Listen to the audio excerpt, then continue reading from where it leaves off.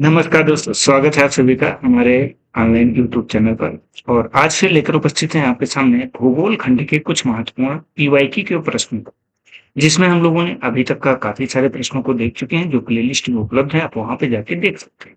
आज एक और बेहतरीन क्लास, ये क्लास संख्या आपकी 48 है। इसके पहले की 47 क्लासेस आपकी। तो ये 15 प्रश्नों में से आपके टोटल प्रश्न कितने सही होते हैं, इस चीज को जरूर बताइएगा। साथ में जो आज प्रश्न हम आपसे पूछ रहे हैं, उस प्रश्न का जरूर से उत्तर दीजिएगा। चलते हैं, देखते हैं कि आखिर पहला प्रश्न हमारा क्या है। हमारा पहला प्रश्न, कंचनजंगा शिखर स्थित है, फिर कहाँ पे स्थित है? नेपाल में स्थित है, भूटान में स्थित है, या फिर भारत में स्थित है, या फिर चीन में स्थित है? तो कहाँ पर स्थित है? तो सामान्यतः अगर देखा जाए, बिल्कुल सीधा का उत्तर है ये कहाँ पर, तो आपके भारत में स्थित है। लेकिन भारत में स्थित होने के बाद भी अगर बात करें इसके बारे में कुछ विशेष चीजें, तो जो कंचनजंगा है, ये जो विश्व है, विश्व की तीसरी सबसे बड़ी ऊंची चोटी है। सबसे ऊंची के क्रम में देखेंगे तो तीसरे नंबर पे आती है। इस चीज को यहाँ पे याद रखिएगा। अगर ये बात करें, ये हिमालय की जो पर्वत श्रृंखला है, उसमें सिक्किम राज्य और नेपाल की जो सीमा है, वहां पर स्थित है। अगर इसकी ऊंचाई के संदर्भ में बात करते हैं कि कितनी ऊंची है, तो इसकी ऊंचाई है 8,586 मीटर। क्लियर? तो इस चीज को यहाँ पे आपको याद रखना है। बताइए, अगर सामान्यतः इस चीज के बारे में, और ये विश्व के तीसरे नंबर पे आती है, लेकिन अगर भारत की पूछा जाए तो भारत में ये सबसे ऊंची पर्वत श्रृंखला के तौर पे आती है। इस चीज को हमेशा याद। चलते हैं अगले प्रश्न पे, महत्वपूर्ण प्रश्न। प्रश्न है, अक्साई चीन किसका भाग है? यहाँ पे चीन लिख गया है, चीन होना चाहिए। तो ये किसका भाग है? काराकोरम का है, लद्दाख पठार का है, या फिर तिब्बती पठार का है, या फिर जो है आपका दक्कन का पठार का है? तो ये जो अक्साई चीन है, ये कहाँ का है? तो ये चीन के जो है प्रशासनिक नियंत्रण में, पहले ये चीज याद रखिएगा। दूसरा, यहाँ पे एक चीज ये याद रखना है कि ये कहाँ का, तो ये लद्दाख जो पर्वत श्रृंखला है, वहां का हिस्सा। यह जो क्षेत्र है, ये आपका 1962 का जब चीन के साथ युद्ध होता है, उसी समय ये लद्दाख के अंतर्गत, प्रदेश के अंतर्गत, तो चीन ने फाइट कर लिया था। तभी से ये उसी के अंतर्गत ये चल रहा है, मतलब उसी के नियंत्रण में ये बना हुआ है। हम चलते हैं अपने अगले महत्वपूर्ण प्रश्न पर। हमारा अगला प्रश्न, हिमालय किसका पर्यायवाची है? लघु हिमालय का है, शिवालिक का है, महान हिमालय का है, या फिर काराकोरम का है? हिमालय के बारे में पूछा गया है, तो सिंपल सा, बहुत आसान सा प्रश्न है। हिमालय सामान्यतः महान हिमालय के पर्यायवाची के तौर पे जाना जाता है, जिसमें इसे हम हिमाद्री के तौर पे भी जानते हैं, तो इसलिए इस चीज को यहाँ पे याद रखना है। हम चलते हैं अपने अगले महत्वपूर्ण प्रश्न पर।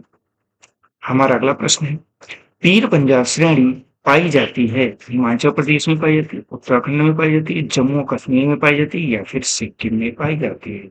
तो पीर पंजाल आपके जम्मू और कश्मीर की जो है एक प्रमुख जो है श्रेणी के रूप में आती है। ठीक है। अब जैसे यहाँ पे क्या है, ये हिमालय की जो श्रृंखला है, उसमें उत्तर पश्चिम से पश्चिम पूर्व की दिशा में लगभग 300 किलोमीटर से अधिक के क्षेत्र में फैली। तो इसीलिए इस चीज को याद रखना। चलते हैं हम अपने अगले महत्वपूर्ण प्रश्न पर। हमारा अगला प्रश्न है, कुल्लू घाटी किन पर्वत श्रेणियों के बीच में स्थित है? शिवालिक के स्थित है, या धौलाधार स्थित है? धौलाधार स्थित है, या फिर पीर पंजाल स्थित है? काराकोरम स्थित है, या फिर हिमालय स्थित है? सतपुड़ा स्थित है, या फिर बिंदी स्थित है? तो यहाँ पे धौलाधार और पीर पंजाल जो श्रेणी है, यहाँ के बीच में ये स्थित है, और इसीलिए इसे आपको याद रख। क्लियर? हाँ, हिमालय हो जाएगा, और आपका कहाँ पे? ठीक है। हाँ, हम बढ़े अगले प्रश्न पे। तो हमारा अगला प्रश्न है, उत्तराखंड हिमालय का सर्वोच्च शिखर है, त्रिशूल है, कामेत है, नंदा देवी है, या फिर केदारनाथ है?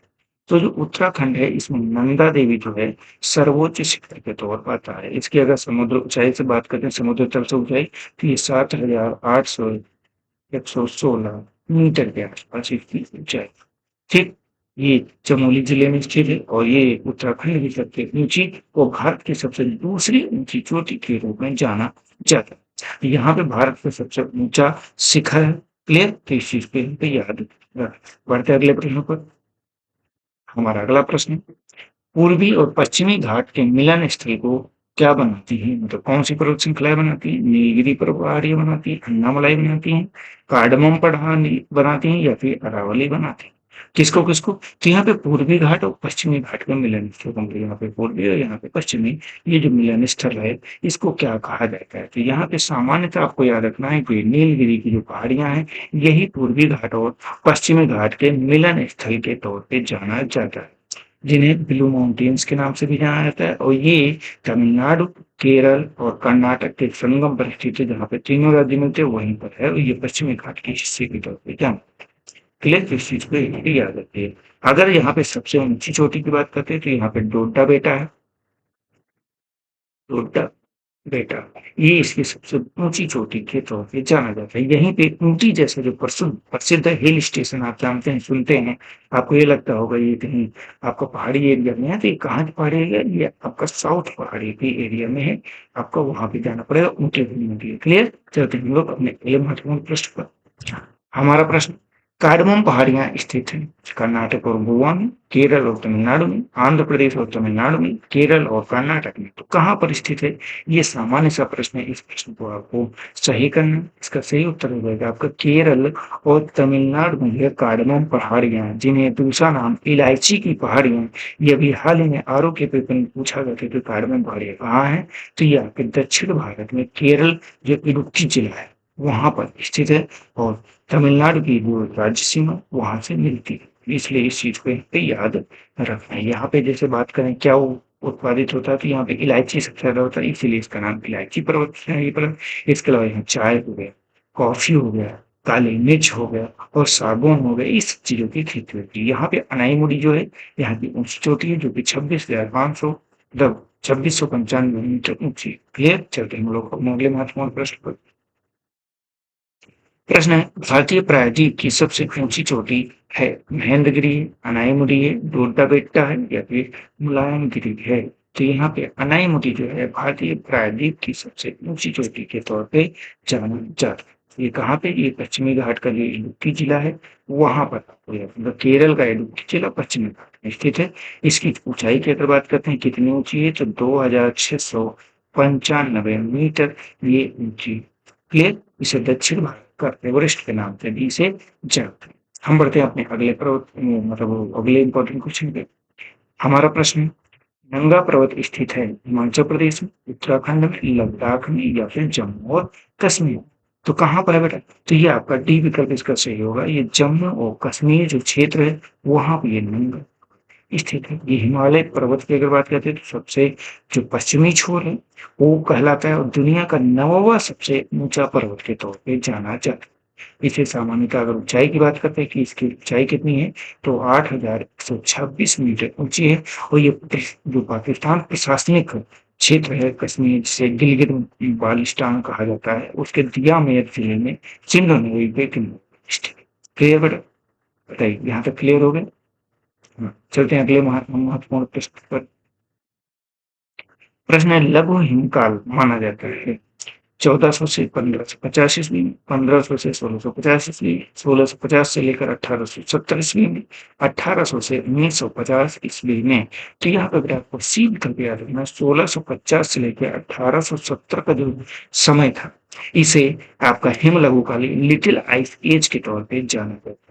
तो ये 16वीं से लेकर 19वीं सदी के बीच में सबसे जो मतलब माना जाए तो सबसे लंबा ठंडा समय आपका होगा।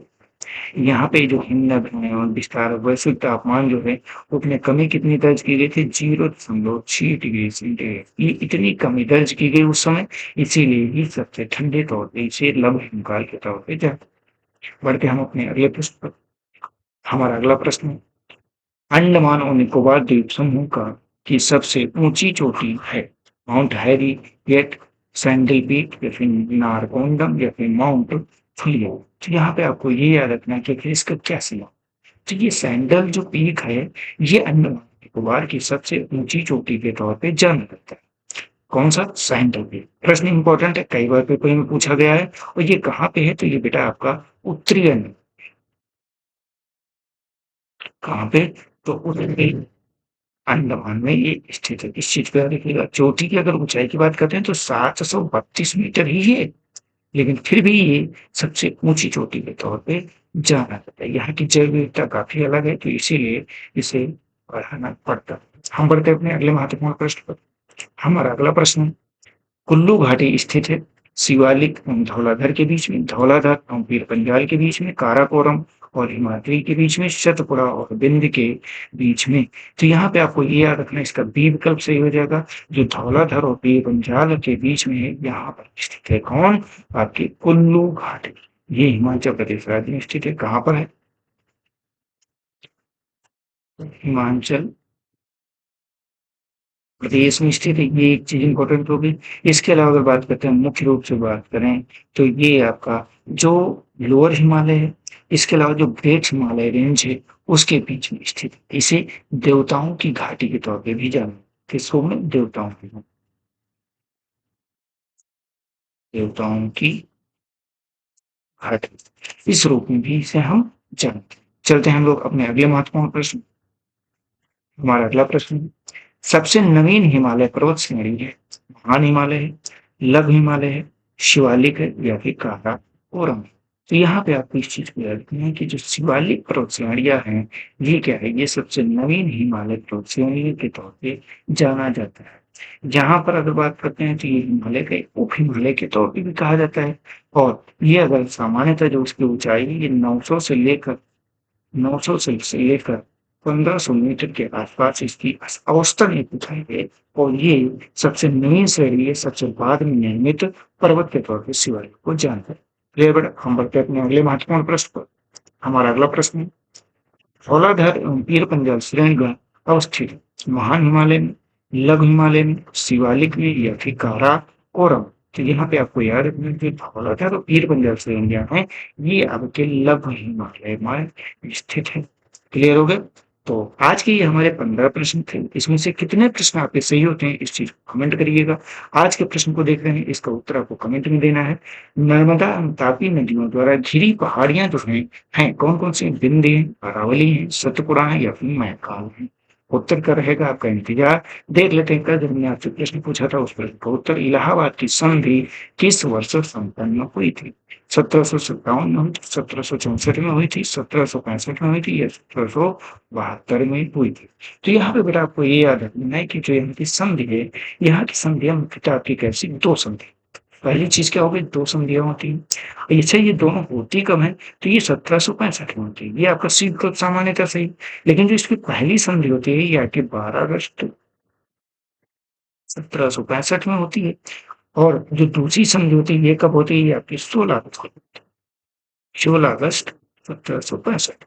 ये इस प्रकार की दो संधियां होंगी। अब दो संधियों में अगर बात किया जाए कि जो संधि थी, ये बक्सर का जो युद्ध था, ये शुरू कब हुआ था? क्योंकि ये जो इलाहाबाद की संधियां हैं, ये कहाँ के युद्ध के बाद में? तो ये बक्सर का जो युद्ध होता है, उसके बाद में शुरू होता है।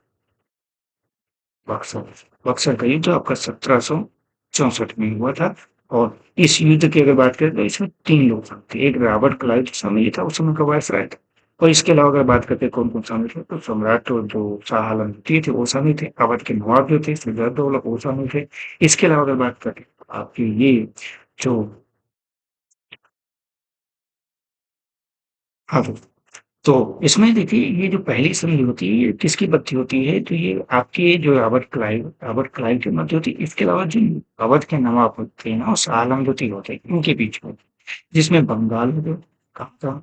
ये प्रथम है, ये आपकी फर्स्ट है, ये आपकी सेकंड। फर्स्ट में क्या होता है? इसमें बंगाल, याद रखिएगा, बंगाल हो गया। बंगाल के बाद में बिहार हो गया। बिहार के साथ में उड़ीसा हो गया। यहाँ की जो आपकी टोटल आय है, जो राजस्व वसूली है, इस पूरा अधिकार किसको दे दिया जाता है? ये दे दिया जाता है ब्रिटिश ईस्ट इंडिया कंपनी। इस तरह से ये इसका जो ब्रिटिश ईस्ट इंडिया कंपनी है, उसकी शक्ति यहाँ पे बढ़ जाती है। वहीं दूसरी जो अवधि होती है, ये अवध के नवाब सिंह के बीच होती है। इसके तहत जो इलाहाबाद और कड़ा है, कौन सा? इलाहाबाद और कड़ा, ये जो दो क्षेत्र होते हैं, इन दो क्षेत्रों को कंपनी को सौंप देते हैं और हर्जाने के तौर पे 50 लाख रुपए दिए जाते हैं। उस समय का 50 लाख, 1765 के। क्लियर दोस्तों? तो इस चीज को यहाँ पे रखा।